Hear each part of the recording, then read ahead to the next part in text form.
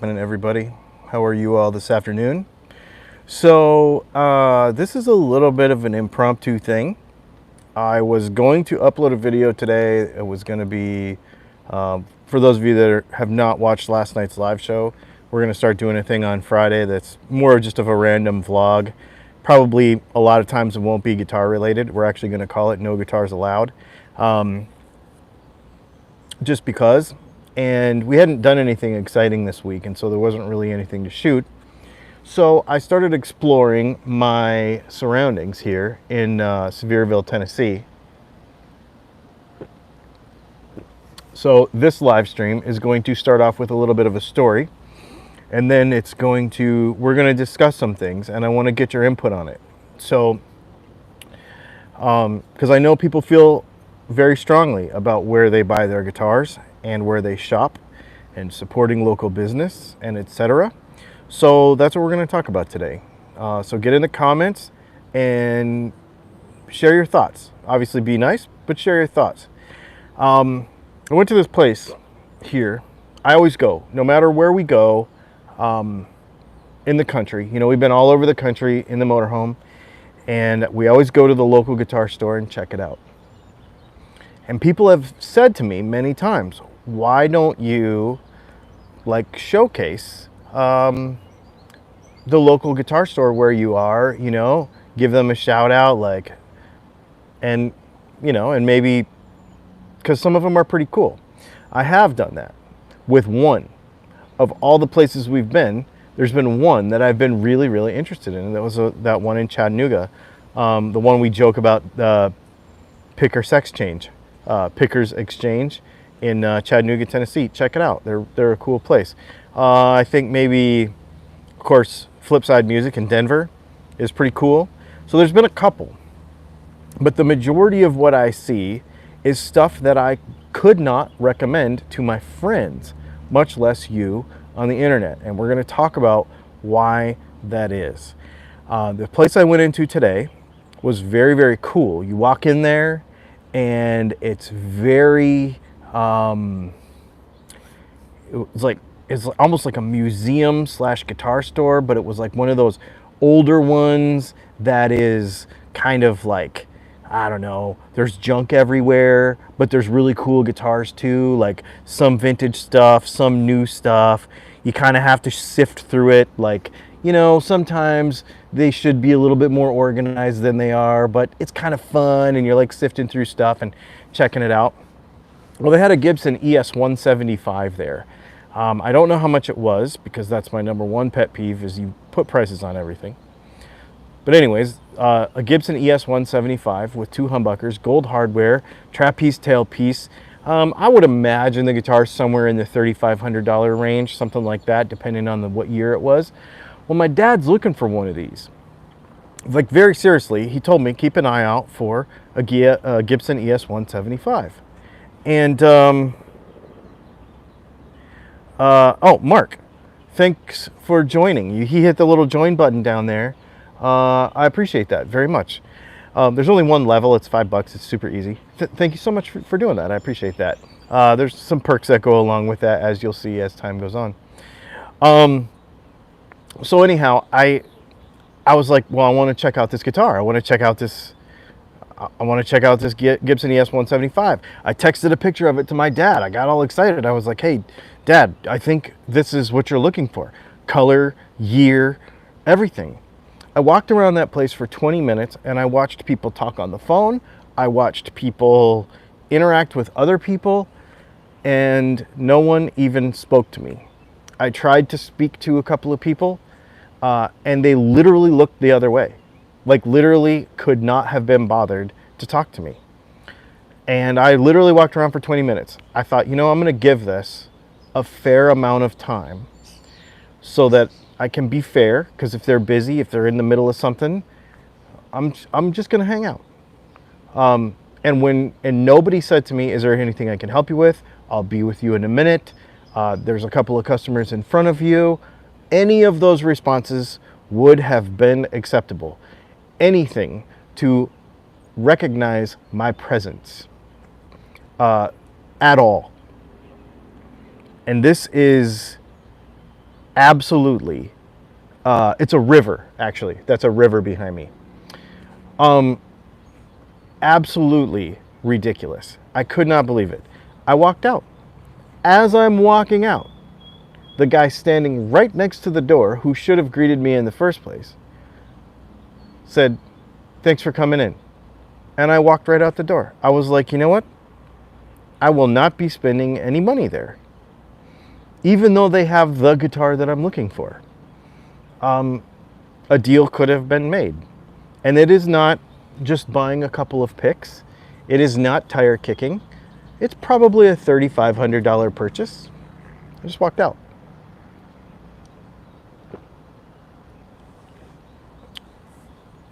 It really, really frustrates me. It really frustrates me. And as we go around the country, this is very, very common. And there's a couple of things that I think happen here. One is, I'm fairly certain that a lot of these guitar shop owners pretty much profile you when you walk in the store. If I'm wearing shorts and a t-shirt, I'm a nobody, I guess. I don't know. I don't know. Maybe all guitar players are nobodies because they think that you're just going to kick tires when you go in there. You know what I mean? And like not really buy anything. I don't know what that is. Of course, let's just get the big ones out of the way. If there's no prices on anything, and if there's signs everywhere that says you're not allowed to touch anything, I'm automatically out. I don't even shop there. Like that's not even on my radar. If I walk in there and there's a sign and it says, "Please ask for assistance" on every guitar. Have you ever been, I mean, you see the one on the wall, like, "Be careful with these ones" or whatever. Okay, I get it. It makes sense. But I've literally been in shops, a lot of shops, where there's a piece of paper stuck in the strings of every guitar and it's like, "Please ask for assistance." I'm like, I'm out. Like, I'm completely out. If I can't touch the guitar, why am I buying in person? Now, the flip side of that story is, many times, and I've been in one store that was like that I really liked. There was one in, I think it's in Atlanta, Georgia. There's one little guitar store that we went in, and there was signs everywhere, but you didn't get 2 feet inside the store, and the owner was there, and he literally assisted you. He walked you around, he grabbed every guitar down for you, he checked the tuning, he sat you down, he set you, there's 2 things that are happening there. One is he's making sure that nobody scratches his merchandise. That has to happen. You have to take care of stuff, number 1. But number 2, he was also personally attending to every need. Like, I didn't even have to I just sat down and he's, "Oh, here's a seat. Do you need a foot prop?" Because some people play with their foot up. "What do you need? Here's a tuner. I'll tune the guitar for you. I'll hand it to you. Do you need a pick? What size pick do you use?" Etc. Boom. I was like, dang, I will buy a guitar from this guy. And we talked for a long time, and I was actually able to do some really good stuff there. So there is a flip side to that sign on everything, "Don't touch anything, I want to help you," because they're going to then open a line of communication with you. But that has to happen. That absolutely has to happen. This is why people, especially in the internet age, so my age, well, I'm older, but my age and younger, this is why folks don't like to shop locally anymore. One of the reasons is the lack of selection and the lack of customer service. If I can't interact with the guitar the way I want to interact with it, and if I have to walk around for 20 minutes and not get any attention for something, if I get, let's call it, economically profiled when I walk in the store, why am I even doing it? The amount of money that I have, that I'm willing to spend, should be none of your business. You should treat everyone. This happens to me with cars too. I think maybe because I look younger. I walked into so a couple years ago, this is about 4 or 5 years ago, I tried to buy a Ford Raptor. I was really, really seriously shopping for a Ford Raptor. We went to 4 different dealerships. And do you know, to this day, I've never driven a Ford Raptor because this happened at every dealership. I walked in there and they're like, looked me up and down and like, I don't think you have the money. That's none of your business. That is none of your business. Economically profiling somebody when they walk in is the number one way to lose me as a customer. Number one. Number two, not acknowledging me when you come in. And I'm not talking about me as in like I'm special. I'm talking about any one of us. When we walk in the store, the store owner or the clerk should acknowledge us. Pay attention to this, guitar store owners. I'm serious. This is like, oh my God. If you are on the phone, I don't care if you're ordering $1 million worth of guitars. I don't care if you're on the phone with your biggest vendor. I don't care who you are. I don't care who you're on the phone with.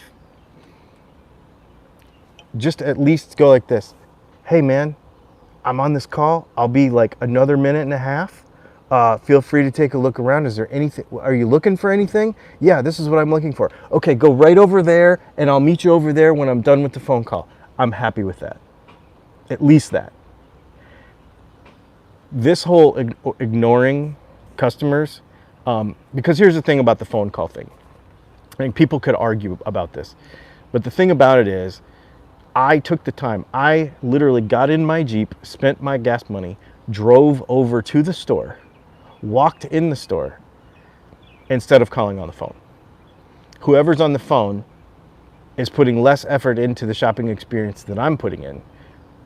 Therefore, the person who goes into the store physically is the business that you should retain. I don't care who's on the phone. Especially if it's a vendor, if it's anything business related, if you're paying your electric bill, that is not as important as the customer. Not as important as the customer at all, ever. I mean, you know, because here's the thing.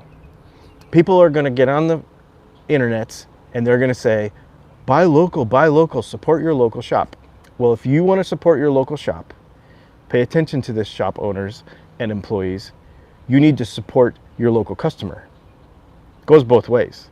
If you don't support your local customer, I'm not going to support my local shop. Period. Because guess what? If I'm going to stand there for 20 minutes and wait for you to get off the phone so I can buy, 5 sets of strings, then why don't I just go to my Apple Watch, hit a button and say, Amazon, send me some strings, and it shows up the next day. It takes me 30 seconds. I don't even have to stop working. I could order strings while I'm talking to you and they just show up. And even while I'm on the road, they just go to an Amazon locker near me and I just go pick them up. It's faster than going to the regular music store. This is a huge deal that people need to pay attention to.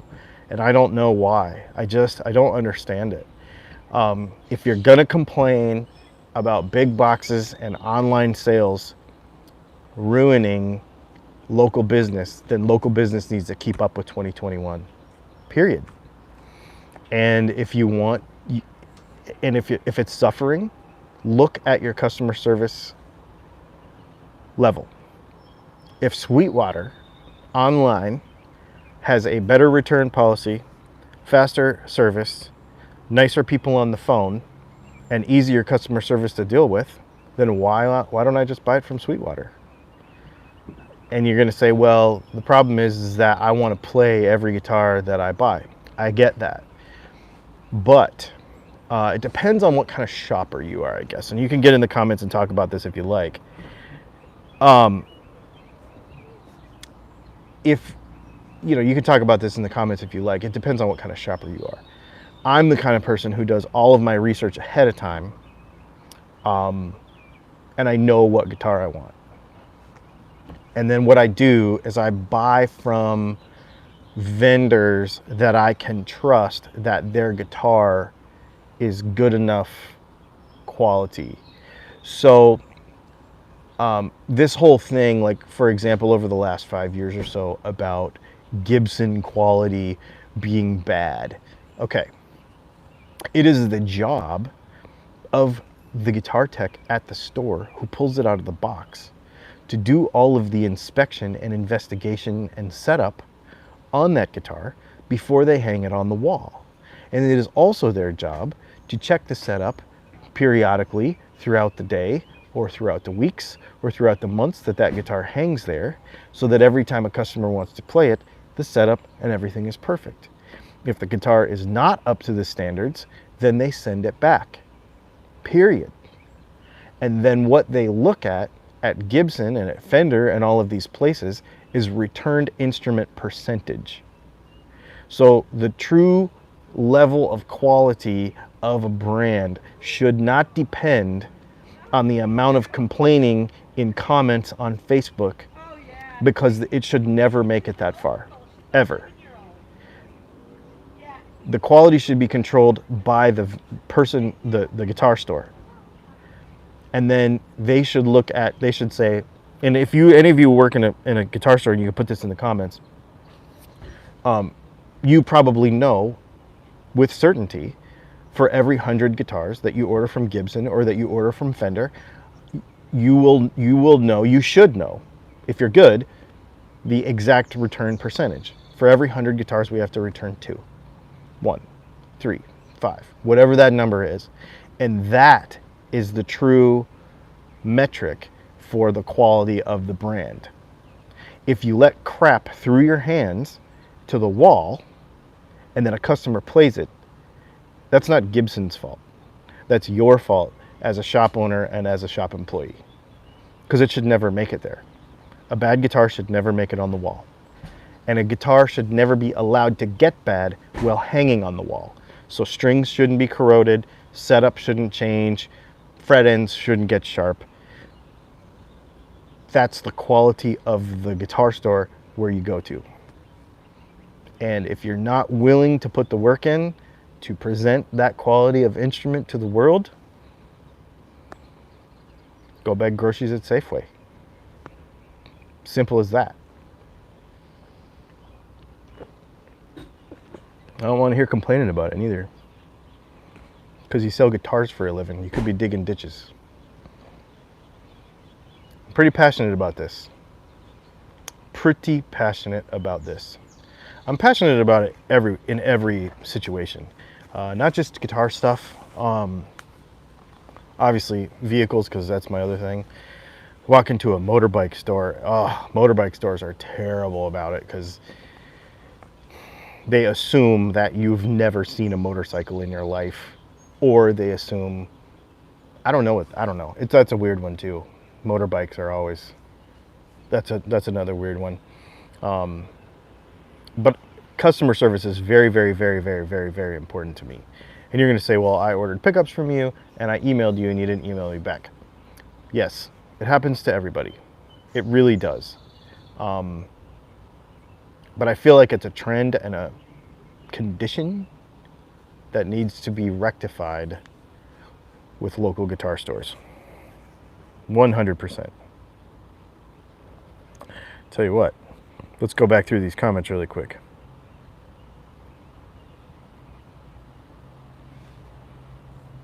When I was in the bike trade, I realized that even just a hello or a welcome is the way forward.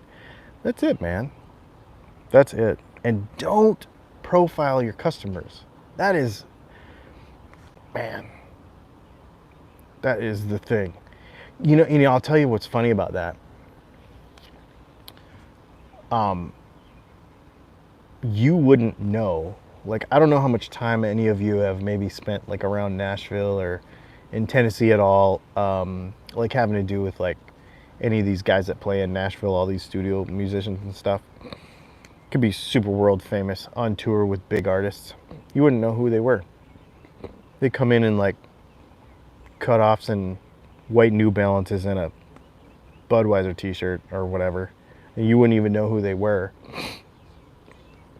Let me buy a $10,000 mandolin or something. You wouldn't know who they were. Have you ever seen what a dork Joe Bonamassa looks like when he goes shopping for guitars? I mean, and he does it on purpose because he doesn't want to look like a big star, you know? So don't profile whoever comes into your establishment. You know what I mean? My experience is that people dressed to the nines are the tightest with their wallets. Oh my God, that is so true, right?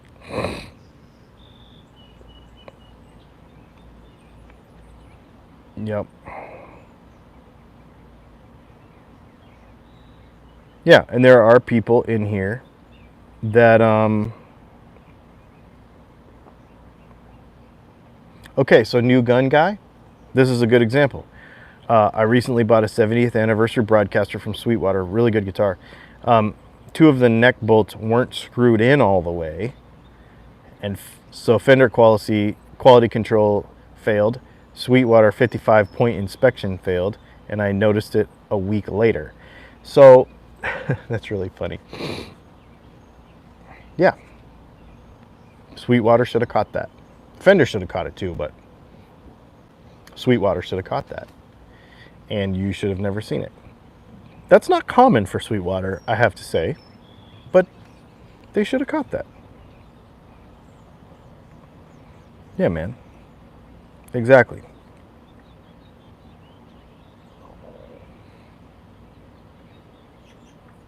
Oh, but the same model can feel different. The neck can feel slightly different, etc. Even if they're both good quality, one might feel better. So it depends on the guitar. But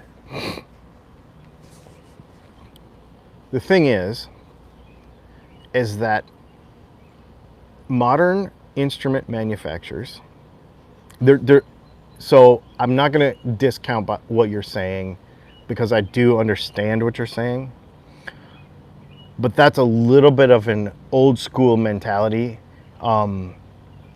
And I guess it can really, really come down to it with acoustic guitars, because not every acoustic guitar feels the same when you play it. It doesn't, resonate the same in your arms and stuff. It doesn't feel the same. But I know for a fact that the way they choose wood, because I was actually talking to the guy that actually buys most of the wood for all of the guitar brands. Last week we were just talking about this, that the way they choose wood for the instruments is fairly uniform now. It didn't used to be, but they can really control like how much a guitar weighs, how it feels, and then the CNC programs are all the same.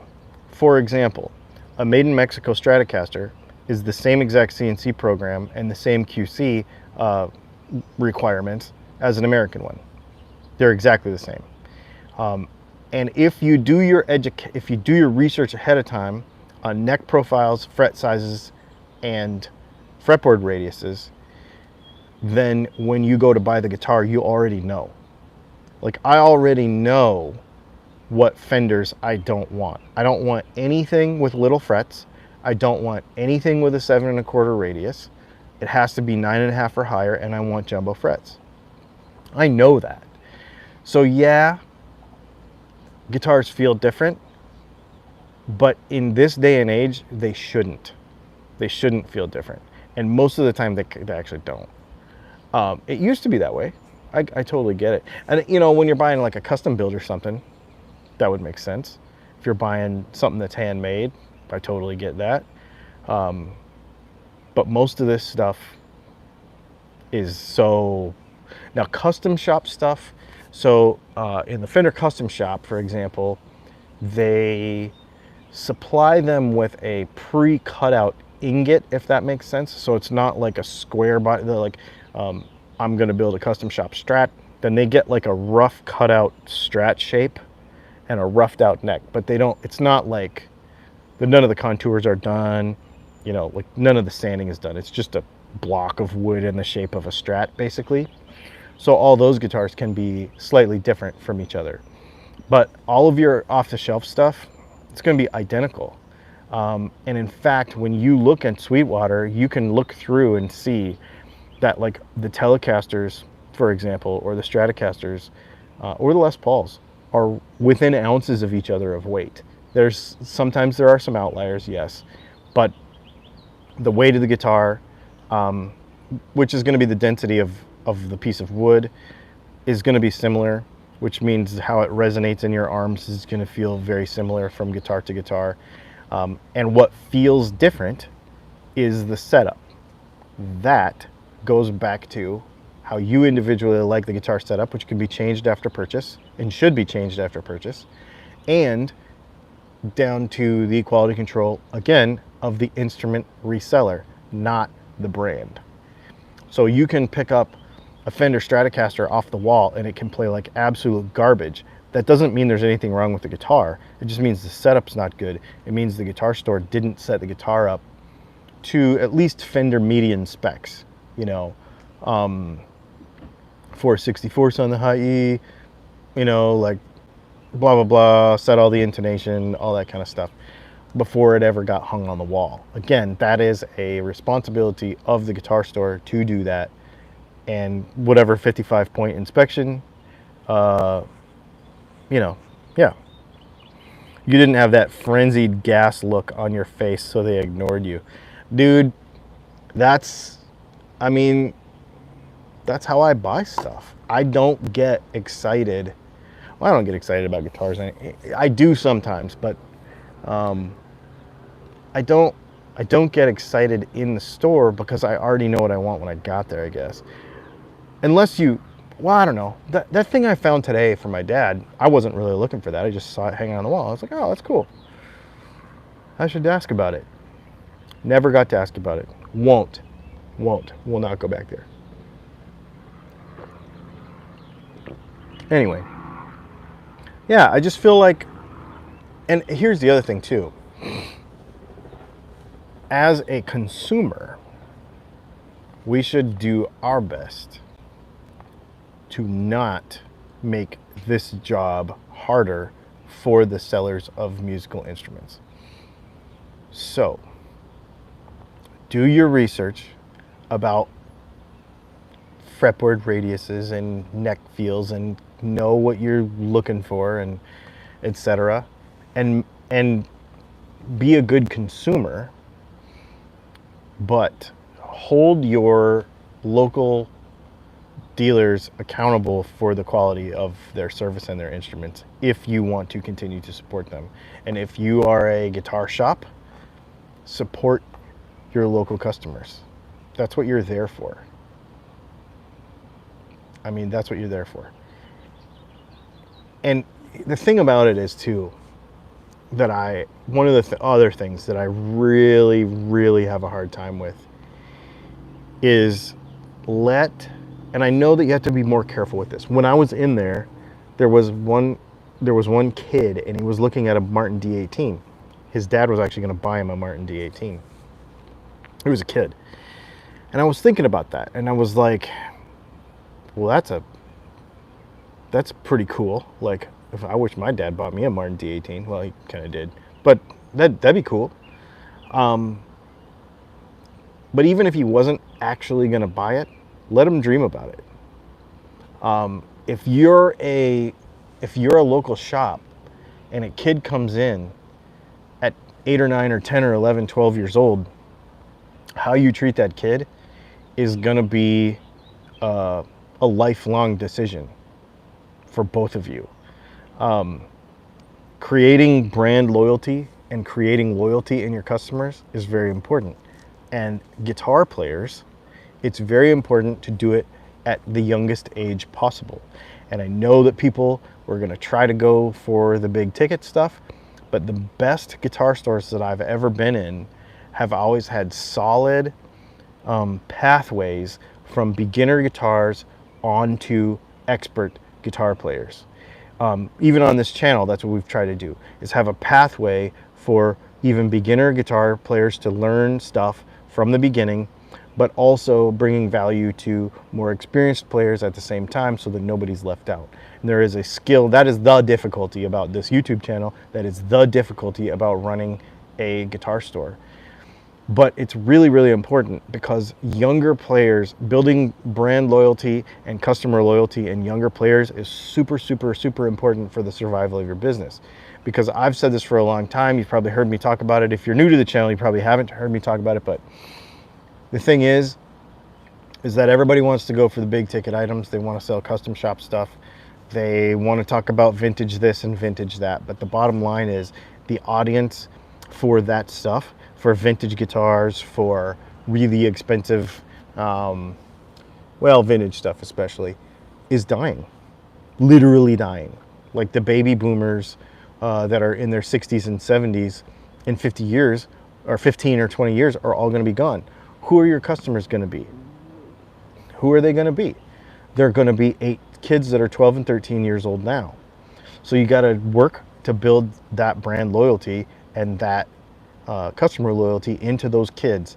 And as consumers, we can do the same thing with our kids, and we can teach them how to go in there and be good customers. It's just really being a good person. Anyway, I know that this got on to be a pretty long rant, but you get my point. You get my point. I'm drinking water, by the way. Staff training is important. Yes. With all the information available today, everyone who is an experienced player should be able to find a suitable guitar. Yeah, I've been that kid. Dude, for real. I mean, who here, I know we're all different age groups and stuff, so the poster may have been different, but we all had a poster on our wall when we were a kid of a rock star, a supercar, and maybe a supermodel if we were allowed, right? And I know that those three things, the supercar, the rock star, and the supermodel, were different depending on what generation you came from. For me, it was the white Lamborghini Countach and Eddie Van Halen or Stevie Ray Vaughan, when I was a kid. Do I own a Lamborghini Countach? Nope. But that's not to mean I won't. I might still be on that. I'm not really. I'm more of a 911 guy. I'm still on the quest to own the supercar of my dreams. I'm not there yet. But I've owned the guitar. I've already owned the dream guitars that I've had, and I've played them, and I've, you get there. You get there. And if you kill that for a kid, he'll never get there. I mean, anyway, that's a little cerebral, but I had the white Countach poster. That's for real. Yours was Amy Lee and a Bugatti. Okay, so you're younger than me, but that's so cool. I love it. I absolutely love it. Michael Jordan 23 posters. Oh my goodness. Sam Knack, me and you. Hi, Sam, by the way. You and I are probably a lot closer than some of these other punks. No, I'm just kidding. Yep. David Bowie and you too. So you're a little older than me, I think. It's funny how you can narrow that down. A lot of vintage gear is overrated. I don't think it's overrated. Vintage guitars are awesome. I don't talk about them a lot on this channel. I don't think they're overrated. I mean, a $25,000 54 Strat, or whatever they cost, is worth the money. I would buy it if I had the money. I would buy all that stuff. I would own it all.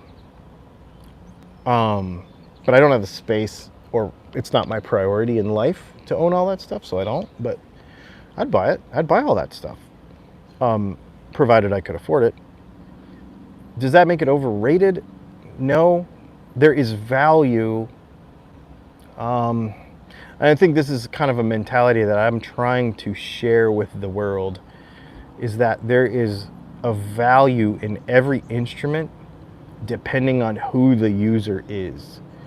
So there is in 2021, besides the Kolos electric guitar that we ran over with our Jeep, and maybe a glary acoustic that smelled like formaldehyde that we put in a swimming pool, There are very few bad instruments. There are very few bad pieces of gear from legitimate brands. I don't mean like that Wish stuff and all that crap, but I'm talking about like from legitimate brands or from their lower tiered stuff, so Squires and Epiphones and all that stuff, all the way down to the $200 guitar.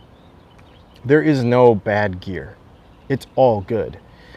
What the thing is that a lot of people try to buy an instrument that is not meant for them. And when they try to buy an instrument that is not meant for them, or they try to basically fit a shoe on a foot that it doesn't fit on, then they get upset about it.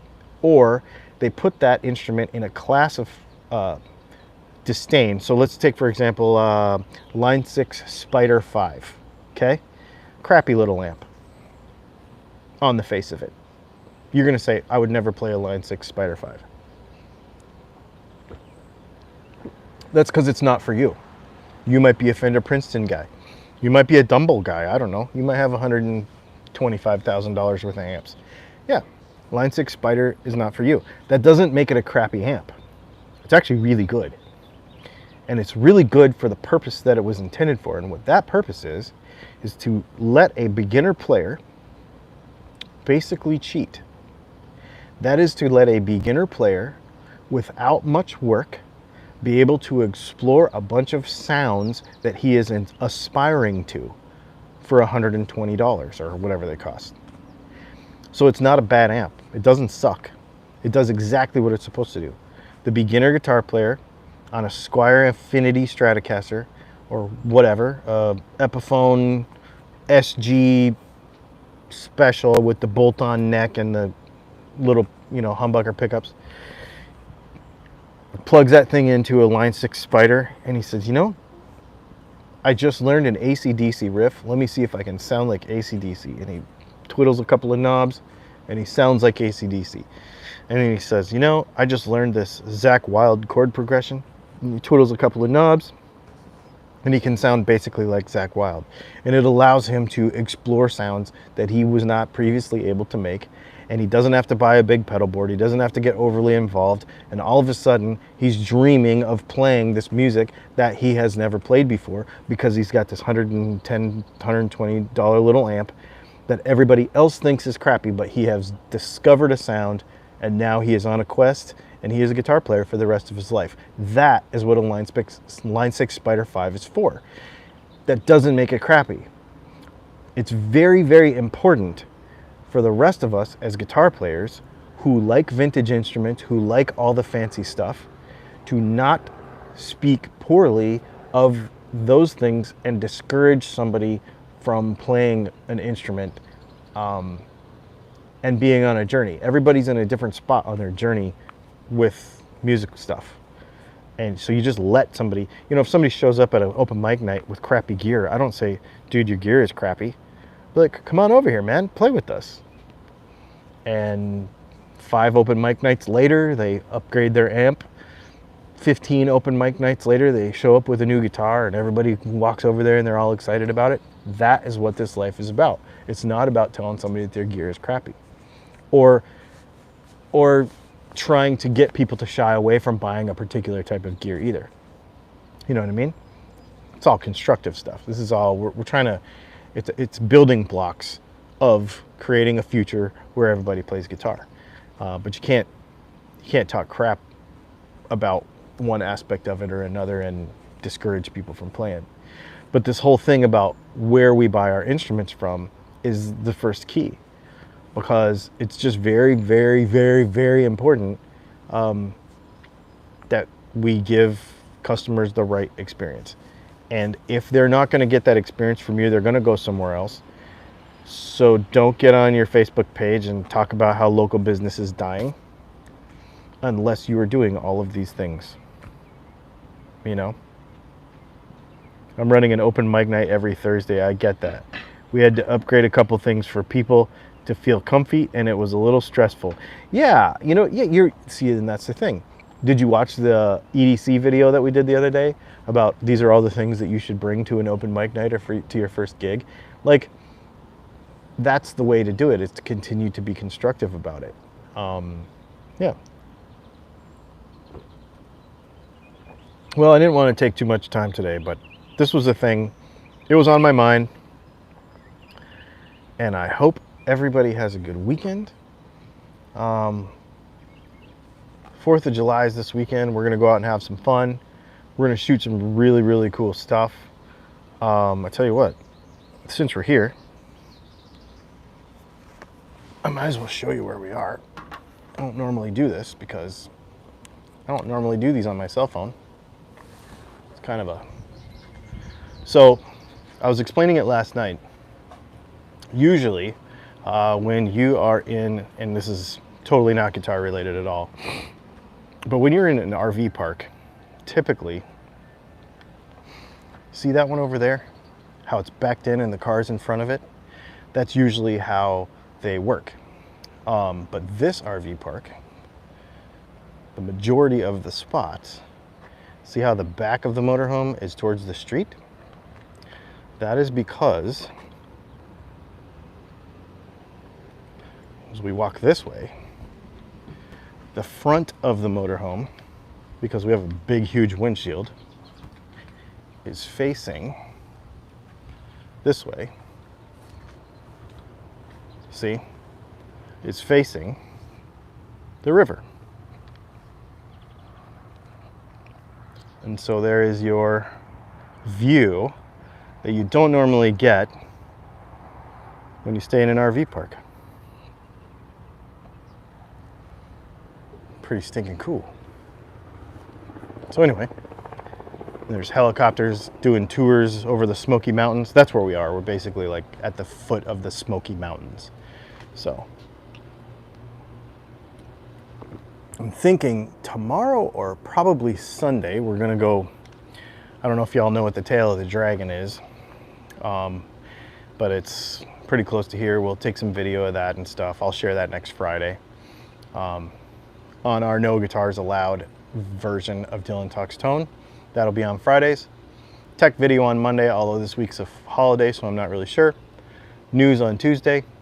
Live streams on Thursday. And we're talking about tossing in a couple other surprise live streams, maybe on the weekend. Not this weekend, but soon.